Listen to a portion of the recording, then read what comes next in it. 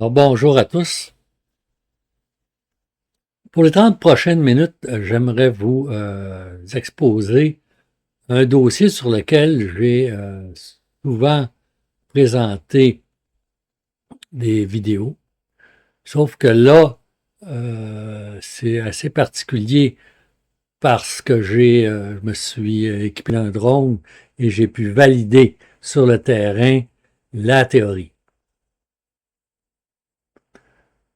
Nous allons commencer tout de suite par vous présenter l'évolution des coupes forestières qu'il y a eu dans la région des municipalités de Valparadis, Villebois et Beaucanton. Alors, ce qu'on voit ici,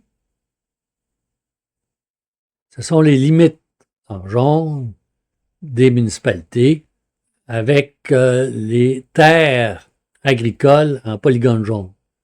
Alors, je vais enlever le fond des photos, des images satellites pour le remplacer par un masque noir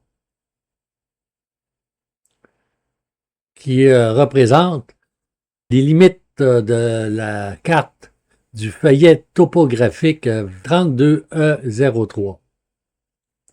Alors, ces feuillets-là se trouvent à être en fait des cartes. Et la superficie que couvre ce feuillet est de 1000 km². Tandis que la superficie des limites de la propriété, des localités, c'est d'environ 300 km². Alors, ce que je vais faire tout de suite, c'est d'afficher à intervalles de 10 ans les coupes qui ont eu lieu. Alors, je vais commencer par les coupes qui ont eu lieu avant 1975, c'est-à-dire les premières coupes qui ont été faites lorsque les premiers habitants ont commencé à arriver. Alors, ce qu'on voit en blanc, ce sont ces fameuses coupes qui ont été faites avant 1975. Actuellement, bien, la forêt a repoussé et c'est une forêt qui est âgée de plus que 50 ans. Par la suite, il y a eu la cohorte 75-85 qui apparaît en ocre, suivie de la cohorte de 86 à 95. Et par la suite, il y a eu celle de 96 à 2005. Bon, celle-ci est un peu particulière parce qu'il y a eu le feu de Valparadis qui a été récupéré par l'industrie forestière. Mais également, on commence à constater qu'on coupe à l'intérieur, pour la première fois, on coupe à l'intérieur des limites de la municipalité. Après, il y a eu la cohorte de coupe de 2006 à 2016, et là, c'est clair, on exploite la forêt à l'intérieur de la municipalité. Finalement, il reste les 10 dernières années qu'on va ouvrir en rouge. Et là, c'est clair, le taux de coupe a franchement augmenté. Bon, il n'y a pas, ce n'est pas la seule façon de présenter l'évolution des coupes forestières. On peut y parvenir à l'aide de graphiques. Alors, le logiciel que j'utilise peut générer des graphiques directement à partir des données affichées à l'écran. Alors, c'est ce que je vais afficher ici. Alors, ce qu'on a, c'est un graphique avec une courbe qui augmente d'année en année. Et cette courbe, bien, indique la superficie coupée en hectares. Par exemple, ici, c'est 16 000 hectares pour une année déterminée, qui est environ 2018, on va dire. Alors, ce qu'il y a de particulier avec cette courbe, c'est qu'elle affiche des ruptures. Son profil n'est pas régulier. Et ces ruptures, bien, correspondent à des événements historiques. Par exemple, en 97, bien, il s'agit du fameux feu de Valparadis. Alors, l'industrie forestière a pu récupérer une quantité de bois égale à 4000 hectares. Une autre année importante est celle de 2004. Ici. Alors, en 2004, ce qui était arrivé, c'est que sous le gouvernement libéral, celui où c'était le mandat de Jean Charest, bien, on a créé une commission d'enquête, la commission Coulombe, qui avait pour mandat d'évaluer la condition, l'état de la forêt québécoise. Et les conclusions ont été alarmantes. Et la commission, les recommandations de la commission ont clairement indiqué au gouvernement qu'il fallait légiférer sur le programme de coupe. Et l'État, par la suite, a pris en charge la planification des coupes forestières. Et ce qui est arrivé ici, pour le feuillet 32E03, c'est qu'en 2013, le plan du gouvernement a été appliqué. Et ce qui est curieux, et qui va à l'encontre des recommandations de la commission Coulombe, c'est que le taux de coupe s'est mis à augmenter. Alors, c'est complètement contradictoire avec les recommandations de la commission Coulombe. Alors, on est passé d'un taux qui était d'environ 250 hectares par année à un taux de 1000 hectares par année. Et les choses ne se sont pas améliorées parce qu'à partir de 2023,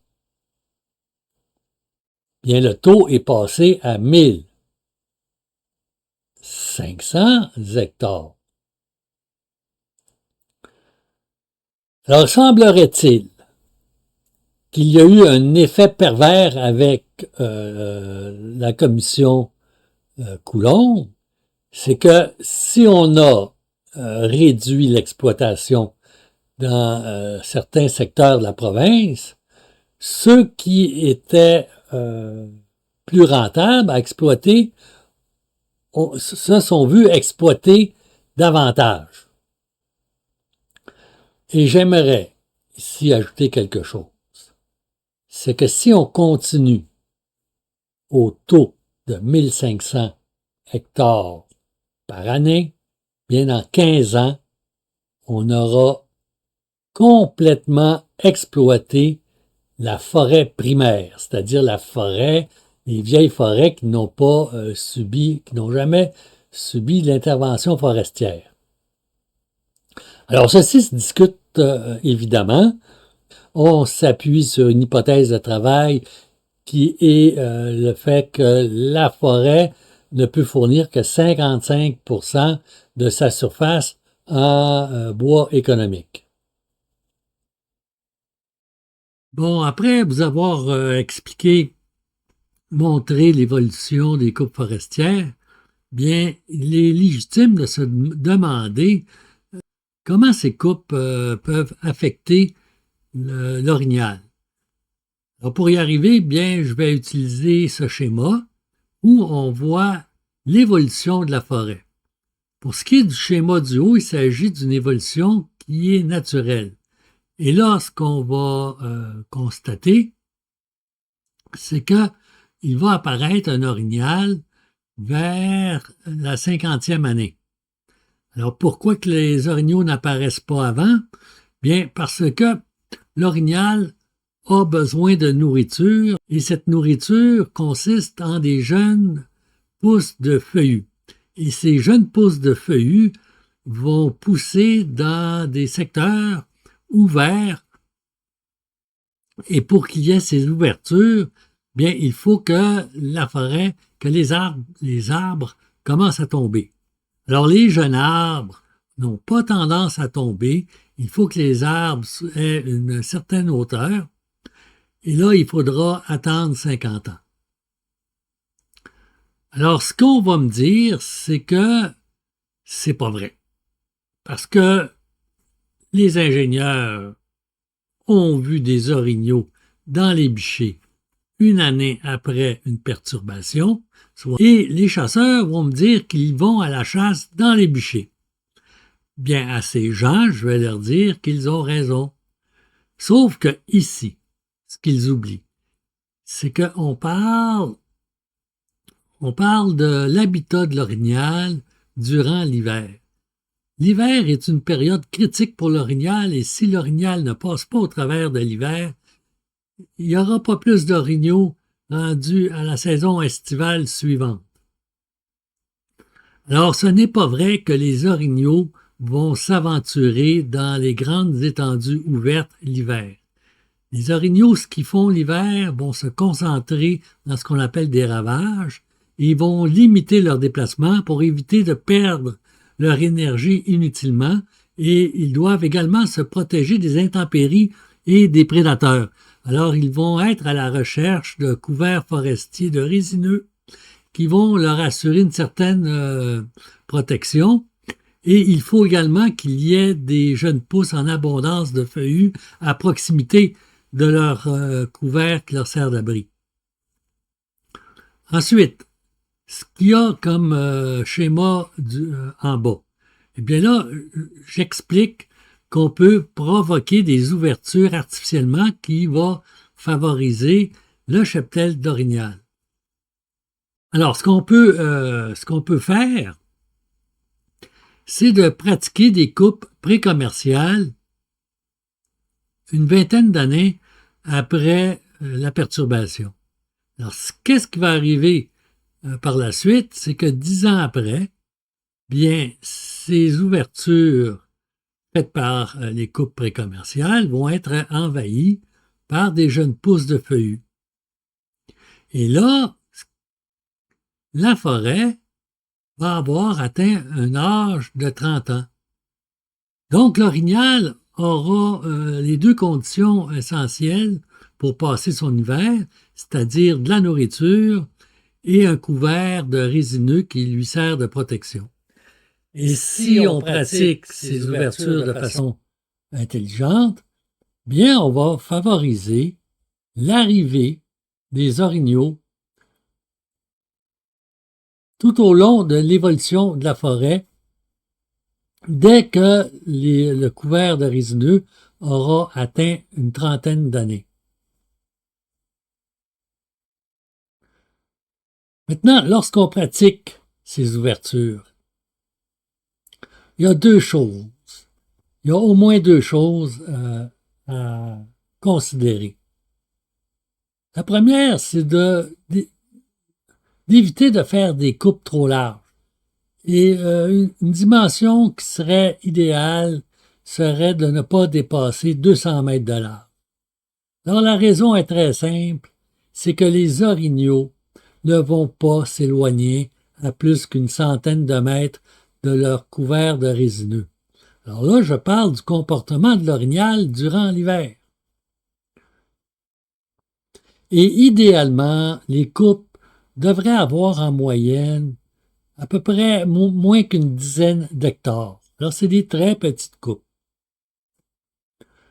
L'autre aspect important à considérer, c'est que il faut garder au moins 50% de forêt de résineux dans le secteur exploité.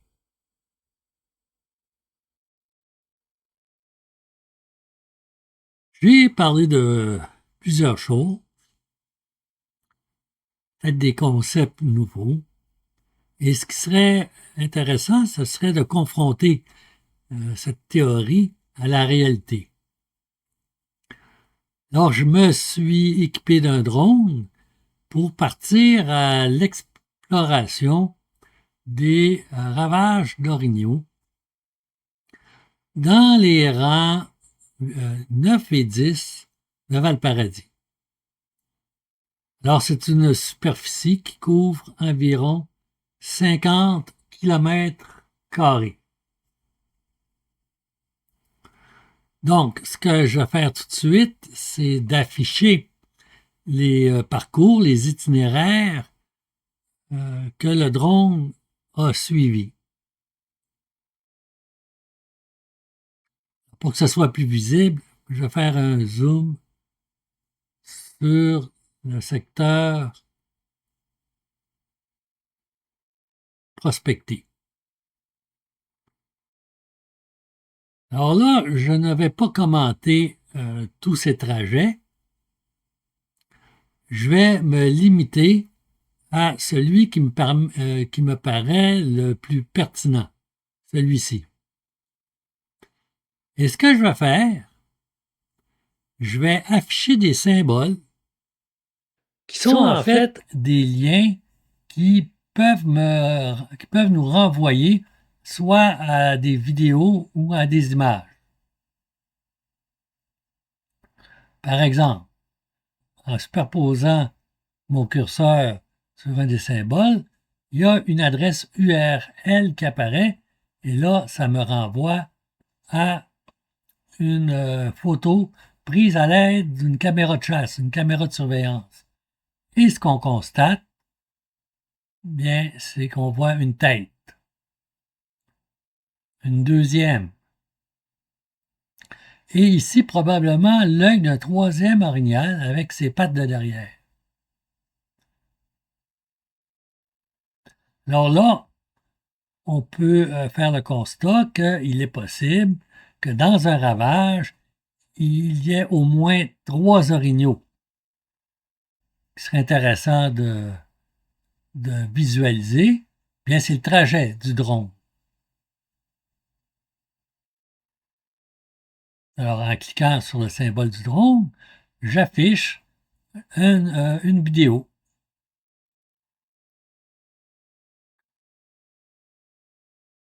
Alors, ce qu'on voit ici, c'est une forêt mixte qui fait partie du domaine bioclimatique de la sapinière à bouleau blanc. Et là, le drone va orienter son point de vue vers le sol et il va se diriger vers le sud.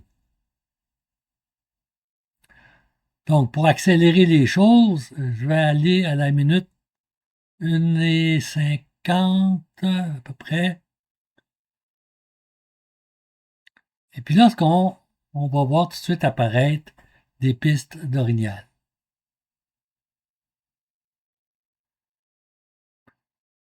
Alors, on voit des pistes d'orignal ici. Et tout de suite, ici, j'aimerais vous faire remarquer quelque chose d'important au niveau du comportement de l'orignal.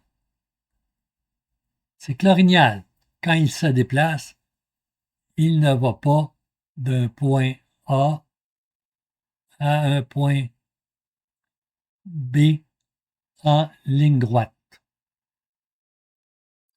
L'orignal va préférer sauter d'un secteur, d'un bouquet de résineux à un autre. Il va faire la même chose ici.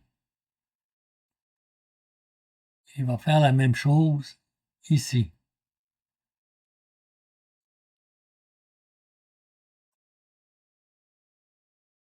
Alors, ce comportement-là, on va l'observer tout le long du trajet. Encore là, ici, des pistes d'orignal. D'autres pistes. Alors, les pistes dans le secteur sont omniprésentes. Encore des pistes ici. On voit à gauche encore des pistes. Et là, ce qui va arriver, exactement ici, c'est que on va rentrer dans un secteur qui a été coupé en 2008. Donc, les arbres ont à peu près 18 ans. Et on voit très bien la différence au niveau de la dimension d'un arbre de 18 ans avec un arbre qui a probablement une cinquantaine d'années. Et là, ce qu'il faut remarquer, c'est qu'on va s'aventurer dans la zone coupée et on n'observera aucune piste d'orignal malgré l'abondance de nourriture, de jeunes pousses, de feuillus et la présence de conifères. Le problème, c'est que les conifères sont trop petits. Ils n'ont pas encore atteint une trentaine d'années, c'est-à-dire 7 mètres de haut. Alors là, le drone va s'orienter, se diriger vers le nord. Et là, on va voir quelque chose d'intéressant. Je ne sais pas si vous l'avez vu, mais ici, il y a un orignal. Et encore une fois, on voit les pistes et l'orignal passe d'une zone de conifères à une autre. C'est un comportement typique. Et l'autre comportement est que l'orignal va suivre la lisière de forêt entre son couvert de résineux qui lui sert d'abri et une zone où il y a abondance de nourriture, sans toutefois s'aventurer à découvert. Alors, on voit l'orignal. Bon, maintenant ici, je vais arrêter la vidéo parce que le drone s'en retourne à son point de départ. Et là, ce que je vais afficher, c'est une autre vidéo qui a été filmée le 1er mai 2026. Et là, on voit 3 orignaux. Alors, on est dans un environnement atypique, un couvert de résineux, avec une zone de jeunes pousses de feuillus et une forêt plus mature de feuillus là, qui se trouve plus à droite.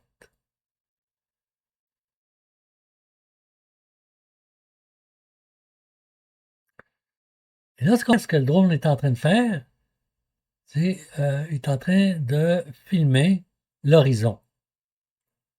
Et on va voir une maison. Alors, les orignaux peuvent s'approcher relativement près des habitations. Par contre, si on regarde plus vers l'horizon, bien, on va voir ici une coupe qui a été faite cet hiver, en 2026. C'était un projet pilote. On voulait récupérer des copeaux pour la biothermie.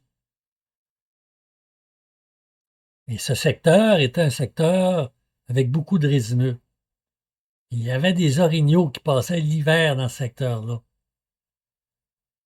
Alors, c'est un peu ironique de procéder à une exploitation qu'on se dit éco-responsable pour lutter contre le réchauffement de la planète en inventant des systèmes comme la biothermie, quand on sait qu'on est en train d'éliminer des secteurs qui servent de ravage et qui sont essentiels pour l'orignal afin qu'il puisse passer au travers de l'hiver.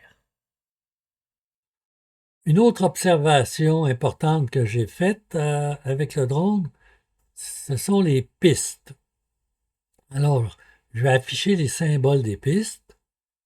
Donc, si on fait un zoom, vous allez comprendre. En rouge, ce sont des pistes fraîches et en gris, ce sont des anciennes pistes. Alors, l'orignal cale profondément dans la neige et ces pistes pourront être observées sur de longues périodes avant qu'elles soient complètement effacées. Donc, tout de suite, on peut identifier deux secteurs où on observe des orignaux, soit un à l'ouest et un deuxième à l'est. Entre les deux, les orignaux ont déserté le secteur. Alors, aucune vieille piste n'a pu être observée. Maintenant, on peut essayer d'estimer la population d'orignal. Alors ici, on a des pistes fraîches observées et on sait qu'il y a 3 orignaux. Plus au nord, la même journée, j'ai également observé des pistes fraîches et là, je peux confirmer qu'il y a une femelle avec un veau. Ensuite, j'ai observé des pistes fraîches durant la même journée ici et ici. Donc, il s'agit d'au moins 2 orignaux. Et là, on serait rendu avec 7 orignaux pour une superficie de 50 km². Alors, si on calcule la densité d'orignaux par kilomètre carré, bien, on n'a qu'à diviser 7 par 50. Alors, si on veut ramener ça à un nombre d'orignaux par kilomètre carré, comme on le fait dans la littérature, bien, il s'agit de multiplier par 10 le chiffre, et là, on a 1,4 orignal ou orignaux par 10 km². Alors, est-ce que c'est beaucoup ou pas? Bien, si on compare cette densité avec ce que les biologistes ont estimé pour la zone de chasse numéro 16 où se trouve la municipalité, bien, c'est comparable. Les biologistes ont estimé la population dans la zone 16 à 1,2 orignaux aux 10 km². Toutefois, il faudrait souligner quelque chose, c'est que le gouvernement, les biologistes du gouvernement, ont comme objectif d'atteindre au moins 3 orignaux par 10 km² dans le type d'environnement où on se trouve. Alors, oui, la population semble être faible et il y aurait peut-être un travail à faire pour faire augmenter la population d'orignaux.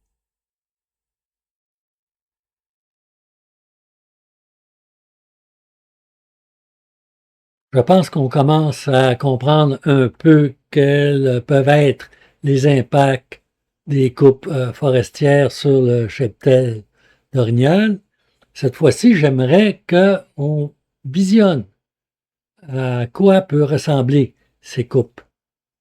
Alors, je vais remettre les polygones des coupes qui ont été faites depuis 50 ans. Et là, on va aller voir un film tourné par un drone qui couvre le secteur ici.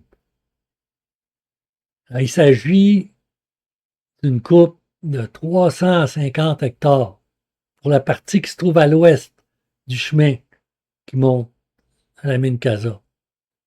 Alors, quand on pense que qu'il faut faire des coupes de moins d'une dizaine d'hectares pour favoriser le cheptel et que les biologistes nous avertissent de ne pas dépasser 50 hectares, mais je ne sais pas quoi penser de ces coupes qui ont 350 hectares en continu. Alors là, je vais ouvrir la vidéo qui va nous montrer ces coupes. Donc, le drone prend son altitude, on regarde vers l'ouest, et là, ce qu'on voit, c'est cette coupe de 350 hectares. Alors, à ces coupes, on leur donne un code et je pense que le code associé à celle-ci, c'est une coupe avec conservation du sol et de la régénérescence. Alors, je ne vois pas de régénérescence ici, mis à part 2 îlots d'arbres perdus dans une mer coupée à blanc.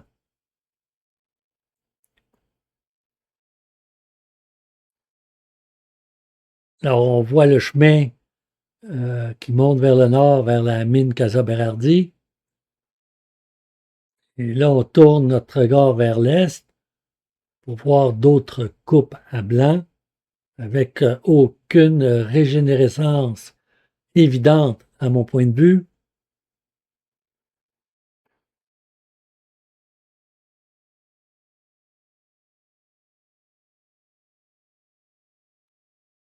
Là, on voit le chemin qui va vers le sud, vers le village de Villebois. Et on revient à notre coupe initiale de 350 hectares.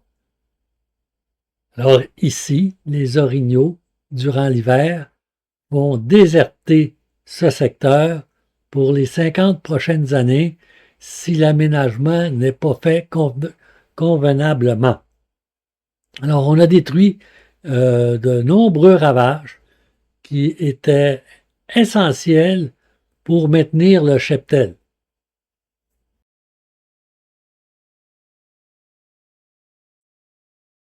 Ce serait un peu déplacé de ma part de vous laisser sur une telle note décourageante.